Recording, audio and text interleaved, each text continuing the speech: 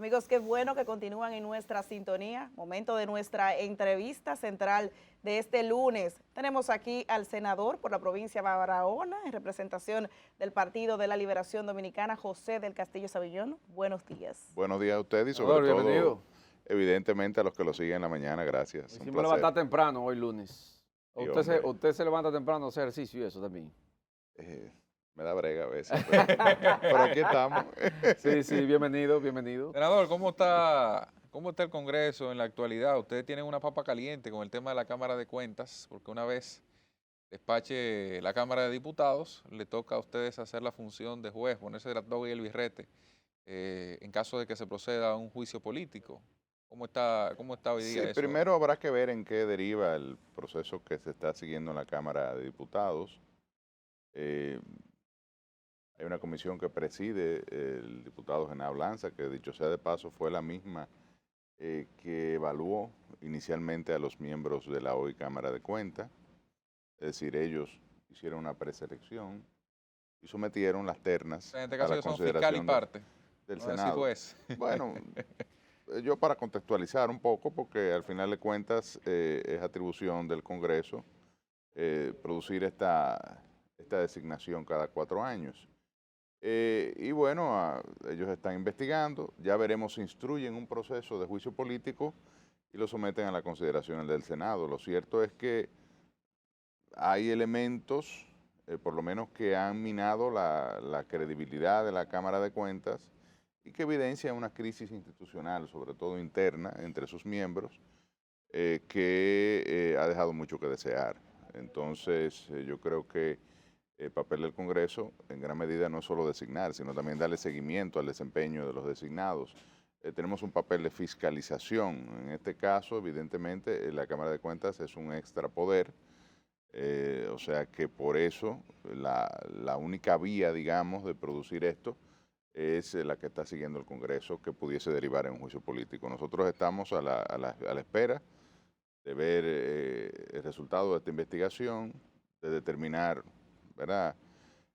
No puedo yo criticar a favor o en contra el trabajo que haga la Cámara de Diputados porque todavía, digamos, que estamos en una fase previa.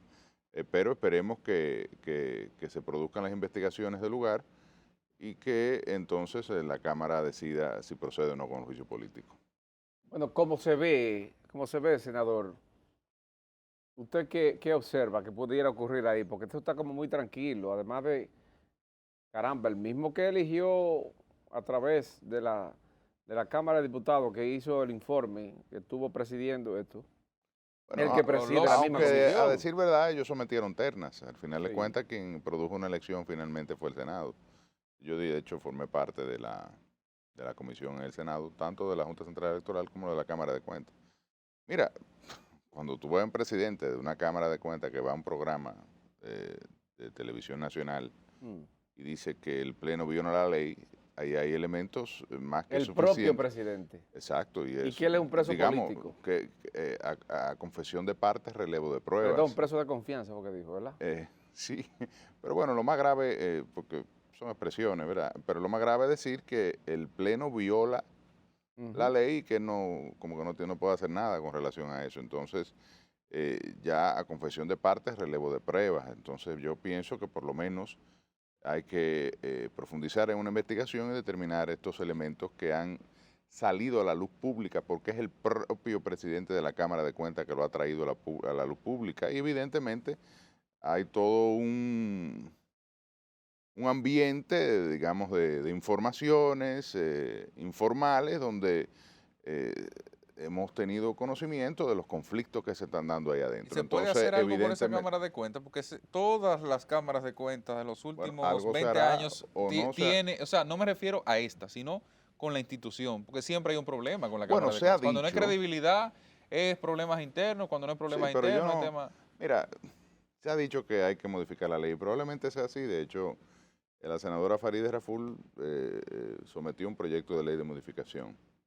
Se ha planteado que eliminar el tema de la revisión del bufete directivo de la Cámara, porque no es de los miembros, es el bufete Bufete directivo. directivo. O sea, la idea en la ley actual es que cada 2 años ese bufete directivo puede cambiar. Usted dirá, bueno, Eso es movilidad, eso está bien porque le da oportunidad a otros. Incluso revalidaría el bufete directivo si lo ha hecho bien. Ahora, por otro lado, usted dirá, bueno, eso genera un conflicto interno entre los propios miembros, aquellos que aspiran a la presidencia de la Cámara, de empezar una estrategia de boicot en contra del titular para sustituirlo a los 2 años. Eso se ha dicho. Ahora bien, yo pienso que el problema no está en la sábana, como ¿verdad?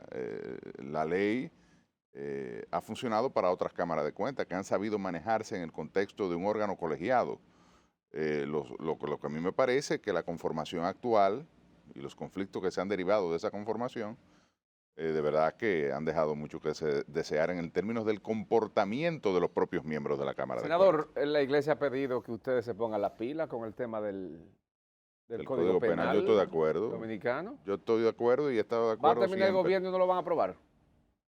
Bueno, Esta voluntad No le política. ponga el gobierno, el periodo lectivo, porque es para ustedes y Ajá. para el gobierno. sí, bueno, digamos que primero, eso no, sin ser irresponsable, no me caracterizo por ello, ni se trata de eso, pero es evidente que hay una mayoría congresual, que es la que determina de alguna manera u otra la suerte de la mayoría de los proyectos. Y en el caso del Código Penal, la situación ha sido la incapacidad de poder sacar ese proyecto de ley cuando ya, digamos que el tema central ha sido dejado de lado, que es el abordaje sobre las causales del aborto. Las causales. Y esto surgió inicialmente en la Cámara de Diputados, la idea, ni siquiera fue en este Congreso, sino en el Congreso pasado, la idea de dejar a un proyecto de ley especial el tema del aborto, de las 3 causales, ¿no? Que sería, digamos, la solución intermedia frente a la prohibición total de cualquier posibilidad de interrupción del embarazo o a la apertura, ¿verdad?, del aborto sin restricción, salvo el tema biológico de la cantidad de semanas, que es lo que se discute en otros países. Entonces, yo pienso que nada, que hay que tomar la palabra a la Iglesia, a la Conferencia del Episcopado Dominicano, y ya dotarnos de un código penal. Hay que recordar que el código penal que nosotros tenemos aquí es de 1805, es decir, es totalmente anacrónico, aunque ha sido reformado por diversas leyes especiales, es decir, ha sido sujeto a parches, fue adoptado en 1884, no responde a la realidad actual. Hay que reformular todo el tema de las penas, hay que introducir una serie de delitos que ni siquiera existían a la hora en que se aprobó inicialmente este código bajo el imperio de Napoleón. Yo, nada, estoy totalmente de acuerdo en que se apruebe el Código Penal y que, bueno, el tema ya de las causales, pues lo veamos más detenidamente, sobre todo porque la sociedad quizá no está todavía madura para sostener una discusión sobre este tema. Senador, ya Senador, usted, perdón, sí, era con el mismo tema. Bueno, a propósito de que el senador Además, para que no preguntes tú solo. fue ministro de Obras Públicas. No, de Industria y Comercio. De Industria y Comercio, o sea, ahí con el relajo.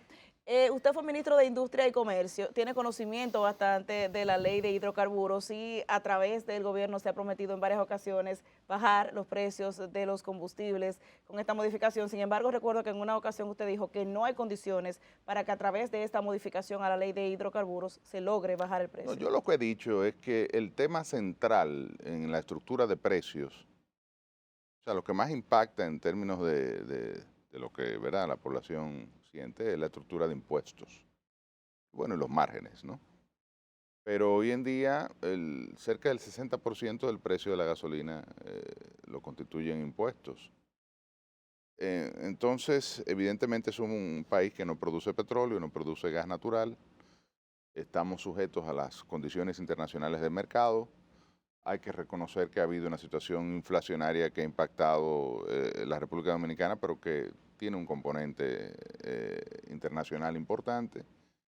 El gobierno el año pasado, y en esto yo trato de ser lo más objetivo posible, porque por lo mismo que tú dices, yo fui ministro de Industria y Comercio y no voy a venir yo aquí a articular A usted le entraron muchas veces un también. populismo barato. Sí, no, yo recuerdo, el PRM me daba hasta con el cubo del agua. Recuerdo una vez que el presidente de ese momento del Partido Revolucionario Moderno lo era Andrés Bautista y ante unos señalamientos que me hicieron, pues yo salí al frente y me dijo que yo no era economista y que yo lo que era abogado, como que yo no sabía de eso. Y bueno, es parte de la dinámica política que se da con un tema tan sensible como es el precio de los combustibles. Pero lo que te quiero decir es que el año pasado la realidad es que el gobierno destinó 38.000 millones de pesos en subsidios directos a los, cosa inédita, no se había hecho nunca.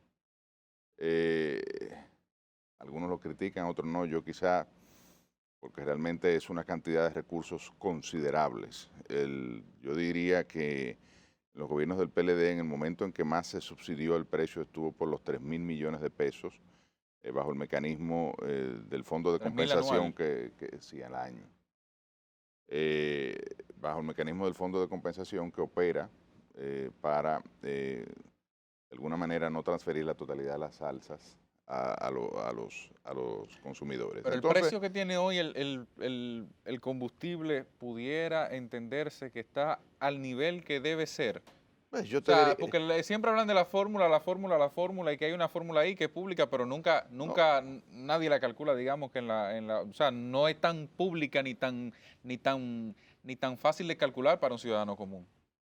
Porque, por ejemplo, el precio de paridad de importación no es un precio lo sobre el cual primero se que a llega nadie le ahí, gusta que le suban los precios. arrancando por ahí. Entonces, A tú nadie, puedes exacto. entender perfectamente la fórmula, pero si te da más incremento, tú no estás de acuerdo. Tan sencillo Sí. como eso. Exactamente. Sí, es eso verdad, así. subió, pero no estoy de acuerdo, no, porque No. ¿a quién le gusta que Me le está suban los impactando los precios? bolsillos. Entonces, lo segundo, vuelvo y te digo, el peso de los impuestos es muy alto en la República Dominicana. Históricamente ha sido así. De hecho, el impuesto a los combustibles surgió en el gobierno de Balaguer para el servicio de la deuda inicialmente. Ya hoy en día se dedica para los gastos generales del Estado, incluyendo evidentemente el servicio de la deuda, pero hoy representa 80.000 millones de pesos más o menos de ingresos. Entonces, usted me dirá, ¿está el Estado en condiciones de renunciar a ese ingreso? Bueno, Senador, sí, pero probablemente se lo saca el pueblo dominicano por otra vía. Entonces, si hoy en día están a los precios que están, yo lo que te diría es que a mí me sorprendería que el gobierno no quiera bajar los precios de los combustibles. Y te lo senador, digo lo que honestamente, tiene siendo que ver- opositor, sí. pero en el entendido de que yo también fui administrador de ese sistema de precios y que yo no voy a venir aquí con un discurso Claro, populista, a menos que yo vea que real y efectivamente hay un manejo inadecuado. Y lo que tiene que ver con la ley de la es que ley- vuelvo y te esa digo, ley- lo esa que ley yo te ni decía siquiera ha sido ahorita, tocada. lo que yo te decía con la Cámara de Cuentas, la fiebre no está en la sábana. Ajá. Es decir, Ni a estudio le han mandado esa ley, ni a comisión. sí, está en en una comisión? comisión, pero esa ley está perimió ya. Es decir, mira, y por eso lo peligroso de jugar al populismo. Y ahí yo te diría, el gobierno vino con un discurso Sí. de que nosotros, cuando administrábamos esa ley, no en el caso particular mío, pero todos los ministros de Industria y Comercio que pasaron por ahí, Sí. tenemos un manejo oscuro y qué sé yo. Bueno, ha resultado que es el mismo que se ha implementado hoy en día en la administración del presidente Abinader. Introdujo un proyecto de ley en un 27 de febrero, lo recuerdo como ahora porque fui testigo como parte de la Asamblea Nacional. Y vuelvo y te digo, ¿quién tiene mayoría en el Congreso? O lo anunció Pero y un No, año después lo so- sometió. ¿Lo sometió? Bueno, Pero él anunció Lo anunció. en Primero, su segunda pero rendición de después cuentas y fue- lo sometió en la tercera. Por presiones. Cuando dijo, al día siguiente lo No, someto. creo que lo anunció desde el principio y Bueno, esa fue la segunda. Fue el primero entonces. En la segunda llegó con el proyecto, pero tú me dirás, bueno, había que hacerlo el proyecto y no Sí, pero él sabía. dijo al día siguiente que lo iba a Sí, someter. está bien, Ajá. pero... Un tú año sabes para hacer cómo un es. proyecto. Un año. Él fue que dijo al día nadie lo obligó a que diga al día siguiente. Se somete el Pero de proyecto un de niño de ley. 7 años. Cuando tú ves el proyecto de ley, realmente no hay elementos que impacten en una rebaja del precio. No. Quizá para mejorar un poco la Eso transparencia. fue para de la salir del forma. paso que lo sometieron. Definitivamente que sí. Pero tanto es así que no lo aprobaron. Oye, cuando el presidente de la República llega con un proyecto de ley a un congreso de mayoría PRMista, Se aprueba de oficialista, una vez. se supone que eso es a correr Claro. fanático en un país donde el Congreso se ha convertido tradicionalmente, no solamente en este gobierno, en un sello gomígrafo del Poder Ejecutivo, sobre todo cuando el partido de gobierno tiene mayoría absoluta. Prácticamente puede legislar solo en el Congreso Nacional, salvo en el caso de la Cámara de Diputados, me parece, con el tema de las leyes orgánicas. Entonces, ¿Y por qué no lo han aprobado? Pues no hay interés, todo fue una cortina de humo, o sea, la fiebre no está en la sábana, vuelvo y Ajá. reitero. Es un tema, evidentemente, que el país tiene que afrontar.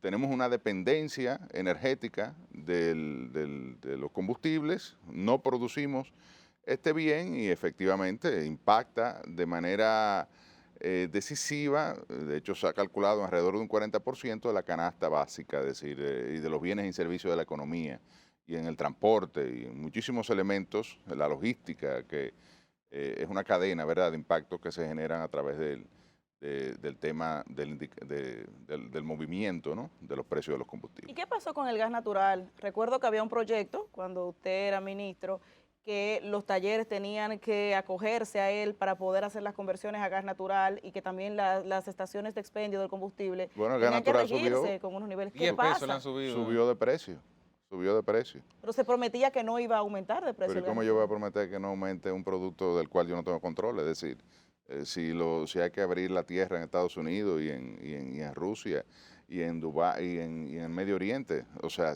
aquí no hay gas.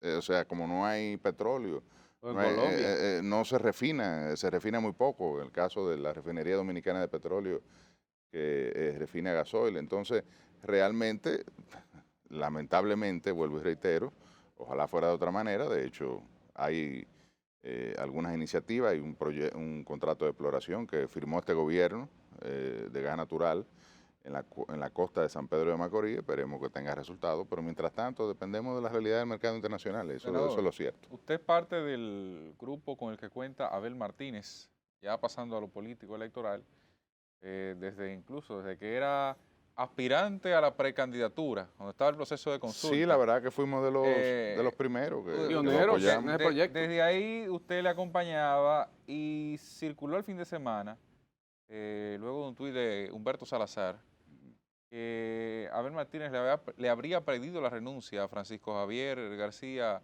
como su jefe de campaña. ¿Es eso cierto? A mí eso no me consta. Y además creo que hubiese generado un torbellino político más allá de un Twitter de Humberto Salazar. Y Francisco desarrolló una actividad de visitar las provincias en una fase que terminó. Quizás por eso la gente ve, bueno, Por eso pero, no hay tanta preponderancia de su figura. no sale en todos estos los fines de días. semana como salía antes, ¿verdad?, hasta los otros días, a discursiar y a plantear elementos.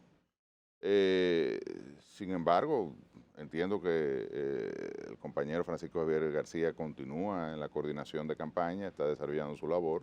Usted habla como tercerizado. ¿Usted no está tan cerca ya de la No, actividad política? claro. O sea, de la actividad política con Abel. ¿Cómo no voy a estar cerca? Claro No, que porque sí, claro que sí. no, entiendo que, asumo que, como que... No, porque tú me estás diciendo que si yo puedo confirmar una información que la verdad Sí, porque que eso se discute en el seno del grupo de Abel y del comité Usted no está político, tan y usted cerca ahí forma de parte ese de, grupo. de ambos ¿De grupos. cuándo es el Twitter de Humberto Salazar? De hace 2 días. Tendría que ser. Ajá. El sábado creo que fue. De sábado a lunes yo te diría que a mí no me consta eso, Ok. no me consta. Realmente aquí yo creo que eso es parte de la chismografía y a veces hay diferencias, digamos, en los grupos, Senador, ¿cuál pero sería no más creo que la sangre exitosa? llegue al río. ¿La reelección suya como senador o la del presidente Luis Abinader? Usted va de nuevo. ¿Eh? Yo te diría como Luis, ya que tú me pusiste Ajá. en agosto, tenemos hasta agosto para tomar esa decisión. Para anunciar, sí.